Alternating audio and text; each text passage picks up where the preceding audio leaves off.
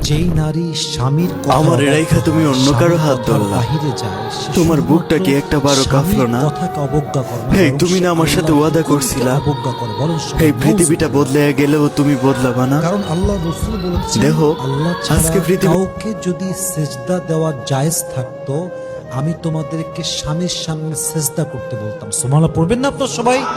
একজন নারীর জন্য আল্লাহ এবং তার রসুলের পরে কারো আদেশ মানা যদি বাধ্যতামূলক হয়, এটা একমাত্র স্বামীর আদেশ। যুবক ভাইরা, ঠিক কিনা বলেন?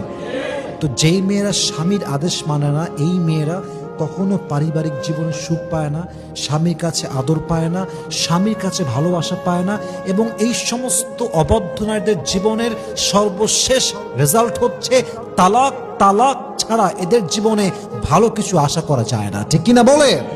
এই জন্য প্রিয় বোন, যদি সুখী হতে চান, স্বামী যে আদেশ করছে, স্বামী যেমনে বলছে, যেমন করে বলছে, try to follow his instruction. সে যা বলে আপনি শোনার ট্রাই করেন, আপনার জীবনটাকে বরকতপূর্ণ করে দিবে একজন। বলেন সবাই, তিনি কে?